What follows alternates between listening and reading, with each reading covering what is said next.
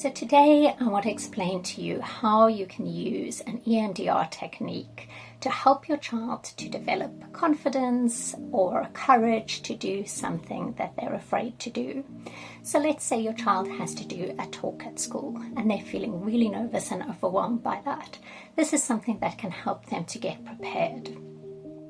So what we're doing is we're finding an experience where they've already had this confidence or courage that they need.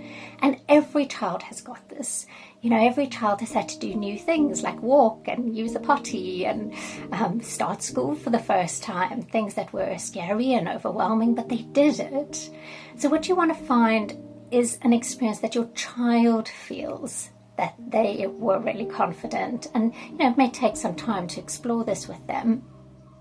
And then what we do is we take that experience and we have them imagine it like it's happening right now. So they can close their eyes if it makes it easier, but they don't have to. And then talk them through, what did it feel like? Who was there? What could you see? What could you hear? What could you smell? What could you taste? What was the weather like? What was going on? And really make that scenario real. Your brain does not know the difference between an experience that's happening now and sensory information that's coming in through your senses in this moment, and experiences that we imagine in our mind and we're conjuring up those sensory experiences. So really help them to make it real and enhance that. And then you want to find out, how do they feel? So once they say, yes, I'm feeling really confident, I'm feeling really proud of myself, I feel brave, then ask them, where do you feel that in your body? And once they can locate that in their body, then we're going to bring in the tapping like we did with the safe space experience. So then you can get them to do the butterfly hug, tap themselves, or you can even tap them on the shoulders or on their knees. And what we're doing is, again, reminding the nervous system, this is really important. Remember this experience, remember this feeling in the nervous system.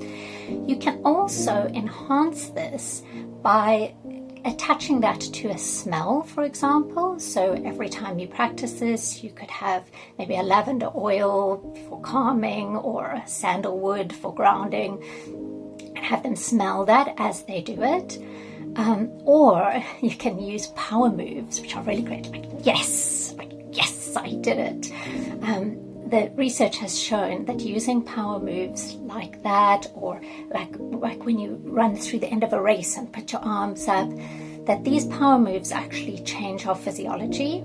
So they reduce blood cortisol, which is our stress hormone, and they increase testosterone, which is our hormone of bravery and courage.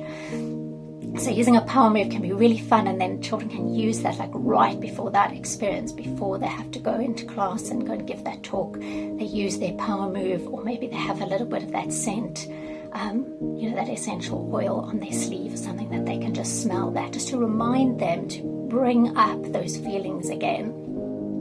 So I would say if they've got something coming up, just try to do this every day for a week beforehand until they can really tap into that feeling.